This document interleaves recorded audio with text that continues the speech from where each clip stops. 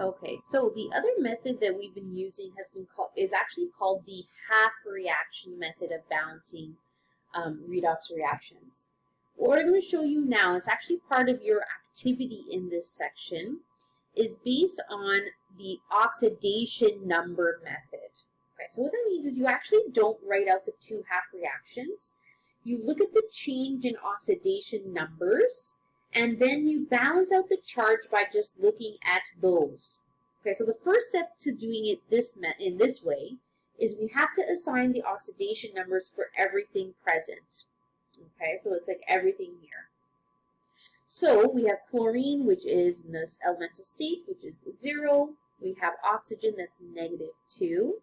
Now when you have Cn, okay, so nitrogen, when it has when you have two elements that could be multiple charges, you assign the most electronegative element its charge that it normally would take on. So for example, nitrogen, between nitrogen and carbon, nitrogen has the higher electronegativity. So we would give nitrogen the -3 charge that it would normally have in an ion. Okay? And then of course from there we can figure out what carbon would be. So in this case, we have -5, so we need -1 overall, so that means carbon is +4. Oxygen's -2, so that's +6, so we have to have a +5 on our chlorine. And then this is the same story here. So because between the carbon and the nitrogen, nitrogen is the more electronegative, so that's -3.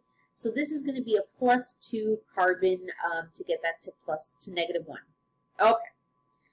So we just want to see what is now changing in numbers. So we want to see what is going up in oxidation number and what is going down. So nitrogen is actually staying the same, but carbon is going from +2 to +4.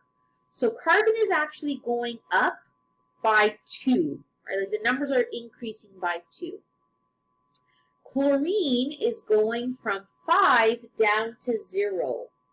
So that means chlorine is going down, and chlorine is going down by 5, right? So it's going down by 5. Okay. So essentially what we need to do here is we're trying to make a ratio between carbon and chlorine.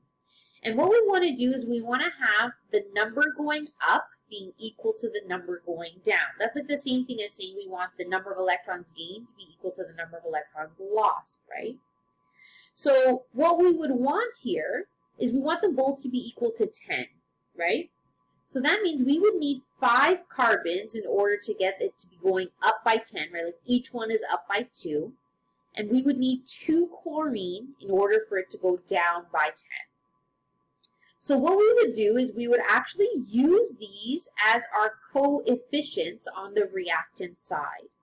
So for example, this would now become 5Cn plus 2ClO3.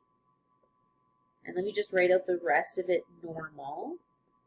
Okay. But what's important here is we're putting the coefficients in based on that ratio that we just finished saying, because we want the total number gained to be equal to the total number lost.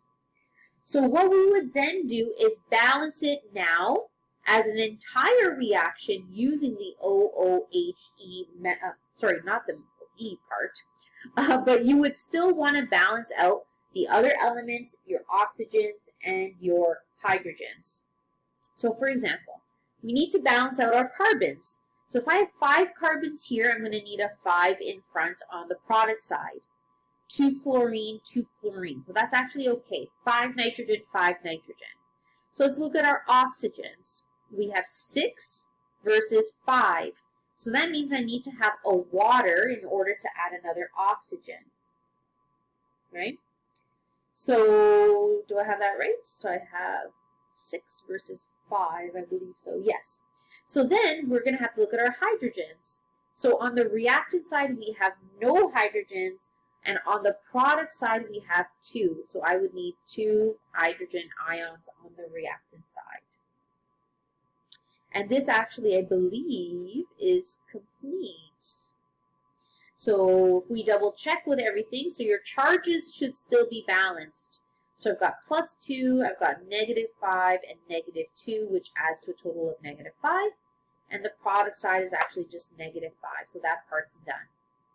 So I guess it's a little bit shorter because you don't have to write out the two half reactions, but I find it sometimes tricky for students to make sure they have the correct ratio, okay? If this was a basic solution, right, you would do the same thing at this point. You would add the same number of hydroxide to both sides to neutralize the hydrogens. And I think the next one.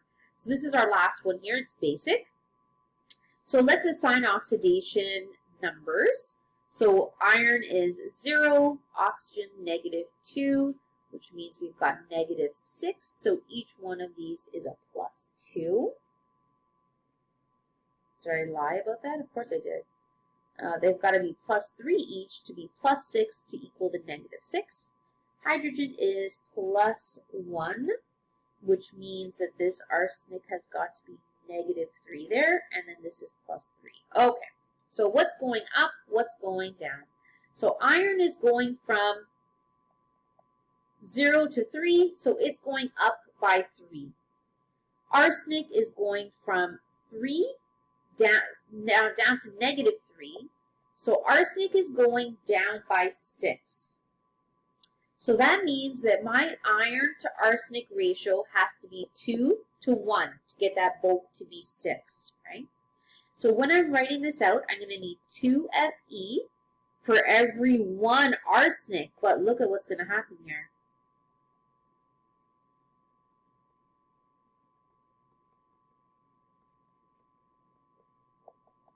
And you may come across this. I don't like that wrote. Okay, so the ratio we need is 2 to 1. But the compound itself has 2 arsenic already. But you can't change this ratio. Like, you have to bump it up is what I mean. So if I already have 2 arsenic, my ratio still has to be 2 to 1. So that means instead of having 2 iron here, I would need 4. 4 iron for every 2 arsenic, right? So if this was only 1 arsenic, then I would leave that as a 2 and 1. But it's very important that you have to match that ratio. So if you have to bump it up, right? All right, so then for balancing, we need a 2 in front of the arsenic and a 4 in front of our iron. And then let's look at everything else. So we have 3 oxygen and no oxygen, so we need 3 waters. Hydrogen, we have nothing on the left, but we have 6 plus another 6, so we need 12 here. And actually, now because this is basic, we would have to add 12 OH to both sides, which makes 12 waters, which will balance out with that, or cross out those 3 and leave us behind with 9. Okay, so that should be done. 4Fe plus As2O3 plus 9H2O, 2AsH3 plus 4 iron plus 12 hydroxide. So let's double check with our charges. So we have neutral, so this should be neutral here. Yeah, we've got positive 12 and then negative 12. So that is neutral. Nice.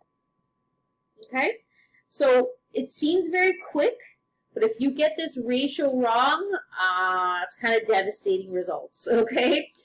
So it's good practice to know, you should know how to do both methods.